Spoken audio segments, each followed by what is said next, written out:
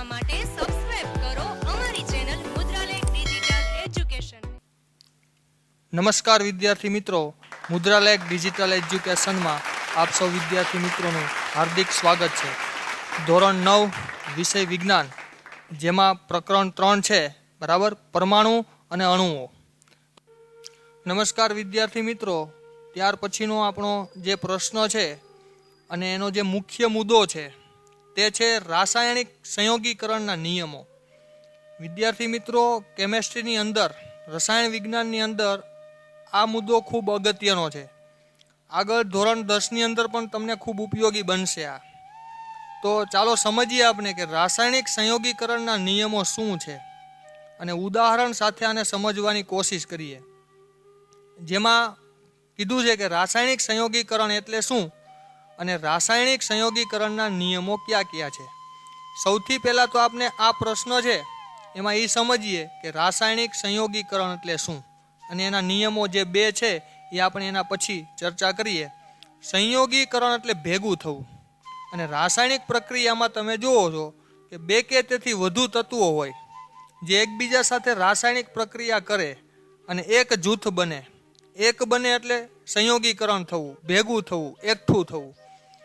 પહેલો મુદ્દો છે કે રાસાયણિક વિજ્ઞાનની પ્રયોગશાળામાં બે કે તેથી વધુ પદાર્થો એકબીજા સાથે રાસાયણિક પ્રક્રિયાથી સંયોજન બનાવે છે, તેને રાસાયણિક સંયોગીકરણ કહેવામાં આવે। એક ઉદાહરણ આપું તમને કે પાણી છે, તો પાણીનું બંધારણ છે H2O, એટલે કે પાણીની અંદર પાણી સંયોજન છે। અને સંયોજન શા માટે કહેવાય એ પણ તમને સમજાવું। પાણીમાં બે તત્વો છે, હાઇડ્રોજન છે, ઓક્સિજન છે, પણ એ હવે સ્વતંત્ર નથી રહ્યા। હાઇડ્રોજન ને ઓક્સિજને રાસાયણિક પ્રક્રિયા કરી છે, અને રાસાયણિક પ્રક્રિયા કોઈ પણ તત્વો કોઈ બીજા તત્વો સાથે કરે ત્યારે યાદ રાખવું કે એ પોતાના મૂળ ગુણધર્મ હોય એ બધા ગુમાવી દે અને નવા ગુણધર્મ ધારણ કરે છે અને પાણી બનાવે છે। આમ તમે જુઓ તો હાઇડ્રોજન ને ઓક્સિજન બે વાયુ સ્વરૂપ છે, પરંતુ એનાથી બનેલું જે પાણી છે એ કયું સ્વરૂપ, તો કે પ્રવાહી સ્વરૂપ છે। આવું કેમ થયું, તો કે રાસાયણિક પ્રક્રિયાના લીધે। અને જે બે તત્વો વચ્ચે રાસાયણિક પ્રક્રિયા થાય અને પછી જે કોઈ એક પદાર્થ બને છે એને સંયોજન કહેવાય, બરોબર। સંયોજન એટલે જોડાવું, બે કે તેથી વધુ પદાર્થો જોડાય, અને આ પ્રક્રિયા રાસાયણિક પ્રક્રિયાથી થતી હોવાથી તેને રાસાયણિક સંયોગીકરણ કહેવામાં આવે છે। ત્યાર પછીનો મુદ્દો બીજો, રાસાયણિક સંયોગીકરણમાં બે મહત્વના નિયમોની રજૂઆત એન્ટોની એલ લેવોઝિયરે કરી છે, અને બીજો છે જોસેફ એલ પ્રાઉસ્ટ। ખાસ યાદ રાખજો, કદાચ એક ગુણની અંદર આ પ્રશ્ન પૂછી શકે કે રાસાયણિક સંયોગીકરણના નિયમો કયા વૈજ્ઞાનિકે આપ્યા છે, તો એમાં લેવોઝિયર અને બીજો છે પ્રાઉસ્ટ।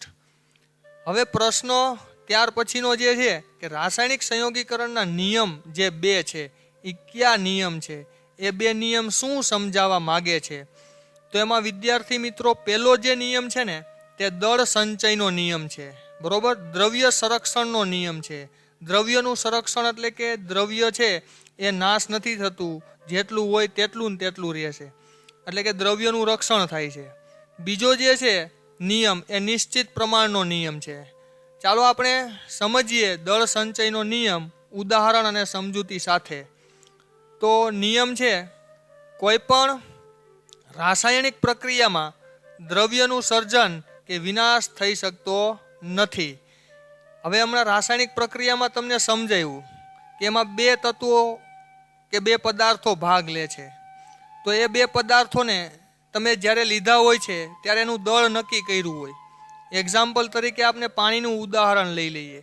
દાખલા તરીકે તમે 1 ગ્રામ હાઇડ્રોજન લીધો હોય અને સામે 8 ગ્રામ ઓક્સિજન લીધો હોય, બરાબર છે, અને આ બે વચ્ચે રાસાયણિક પ્રક્રિયા તમે કરાવો, બરોબર। અહીંયા આપણે બેનું દળ નક્કી કર્યું છે। રાસાયણિક પ્રક્રિયા કરતા પહેલા આપણે શું નક્કી કર્યું, દળ, ગ્રામ, ગ્રામ એટલે દળ, દળનો એકમ છે। 1 ગ્રામ હાઇડ્રોજન લીધો છે અને 8 ગ્રામ તમે ઓક્સિજન લીધો છે। આ બે વચ્ચે રાસાયણિક પ્રક્રિયા થાય છે અને અંતે જે પાણી બનશે એ પાણીનું દળ જોજો 9 ગ્રામ હશે, 9 જ ગ્રામ હશે, 8 ગ્રામ નહીં અને 7 ગ્રામ પણ નહીં। કહેવાનો મતલબ તમે જુઓ, એક બાજુ જે રાસાયણિક પ્રક્રિયામાં ભાગ લેતા હતા એને પ્રક્રિયકો કહેવાય, રાસાયણિક પ્રક્રિયામાં જે ભાગ લે એને પ્રક્રિયક કહેવાય. અહીંયા હાઇડ્રોજન ને ઓક્સિજને ભાગ લીધો તો એ પ્રક્રિયકો છે.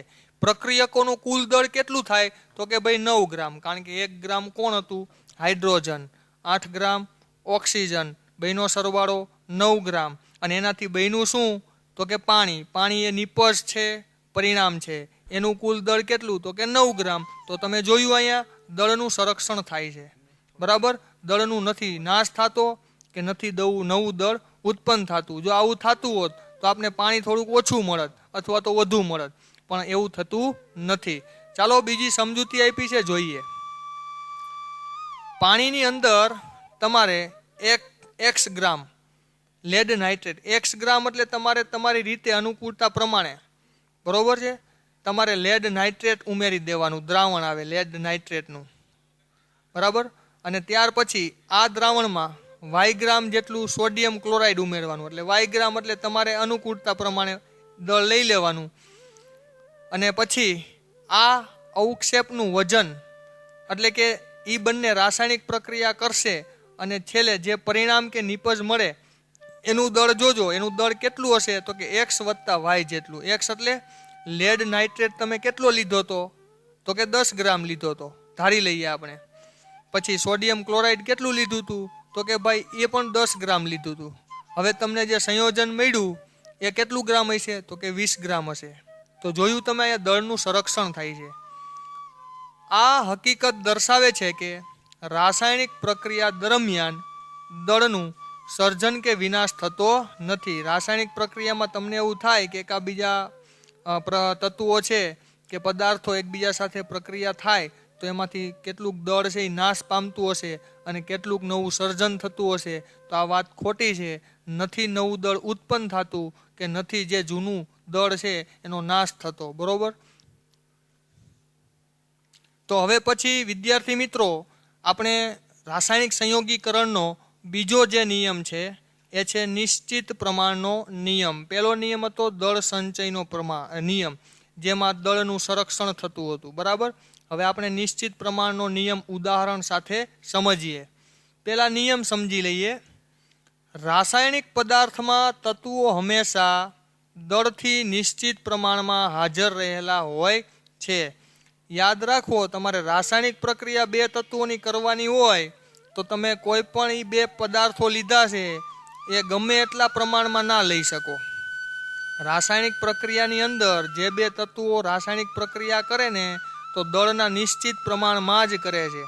એક તમને ઉદાહરણ આપી દઉં કે પાણી છે તો પાણીની અંદર જે હાઇડ્રોજન અને ઓક્સિજન છે, આ 2 તત્વો જેને ભેગા મળીને પાણીનું સર્જન કર્યું છે, તો આ 2 તત્વો છે એના નિશ્ચિત દળમાં છે. પાણી 9 ગ્રામ તમે પાણી લ્યો તો એમાં તમને 1 ગ્રામ જ હાઇડ્રોજન મળશે અને સામે 8 ગ્રામ તમને શું મળશે? ઓક્સિજન મળશે. એટલે કે તમે જુઓ, દરેક સંયોજનની અંદર જે તત્વો રહેલા છે એ તત્વો દળના નિશ્ચિત પ્રમાણમાં જ રહેલા છે. તમે ગમે એટલા પ્રમાણમાં રાસાયણિક પ્રક્રિયા કરી શકતા નથી. હવે આપણે સમજૂતી એક ઉદાહરણ સાથે સમજીએ. પાણી જેવું સંયોજન અનેક સ્ત્રોત દ્વારા મળે છે. જો ભાઈ પાણી તમને નદીમાંથી મળે, તળાવમાંથી મળે, સમુદ્રમાંથી મળે અને ગટરમાંથી નહીં મળે. પાણી પાકિસ્તાનનું હોય, ભારતનું હોય, અમેરિકાનું હોય ને જાપાનનું હોય, તમે પાણી ગમે ત્યાંથી લઈ આવવાનું. 9 ગ્રામ પાણી લાવવાનું તમારે. એ પાણીનો સ્ત્રોત ગમે તે દેશ હોય, ગમે તે સ્થાન હોય. 9 ગ્રામ પાણીનું તમે વિઘટન કરો, એટલે કે 9 ગ્રામ પાણીમાંથી તમે હાઇડ્રોજન ને ઓક્સિજનનું વિભાજન કરો તો તમને કેટલા ગ્રામ હાઇડ્રોજન ને કેટલા ગ્રામ ઓક્સિજન મળે? તો કે ભાઈ 1 ગ્રામ તમને હાઇડ્રોજન મળશે, 1 જ ગ્રામ હાઇડ્રોજન મળશે, પાણી ગમે એનું હોય. અને 8 ગ્રામ તમને શું મળશે? ઓક્સિજન મળે. તો જોયું કે નિશ્ચિત પ્રમાણમાં જ મળે છે. આની જગ્યાએ માની લો કે 18 ગ્રામ પાણી હશે તો આ જ પ્રમાણ કેટલું થઈ જશે? તો કે આ પ્રમાણ બ્રહ્મણું થઈ જશે. 2 ગ્રામ હાઇડ્રોજન થઈ જશે અને 16 ગ્રામ ઓક્સિજન થઈ જશે. કહેવાનો અર્થ એ છે કે જે ગુણોત્તર લેવામાં આવે ને, ગુણોત્તર એકદમ નાનામાં નાનો હોવો જોઈએ, નાની પૂર્ણાંક સંખ્યામાં હોવો જોઈએ. એટલે 1:8 ગુણોત્તર થાય, બરોબર. હાઇડ્રોજન ને ઓક્સિજનનો પાણીમાં દળથી ગુણોત્તર કેટલો હોય પૂછાઈ શકે એવો ટૂંકો પ્રશ્ન છે, તો કે 1:8. એવી રીતે એમોનિયા, વિદ્યાર્થી મિત્રો, ખેડૂત છે એ પોતાના ખેતરની અંદર એમોનિયા ખાતર નાખે છે. તો એમોનિયા એક રાસાયણિક પદાર્થ છે અને એ પણ બે તત્વોનું સંયોજન છે, બે પદાર્થથી બનેલો છે. એમોનિયામાં કોણ હોય તો કે એમોનિયામાં નાઇટ્રોજન ને હાઇડ્રોજન છે એ રાસાયણિક પ્રક્રિયા કરે છે.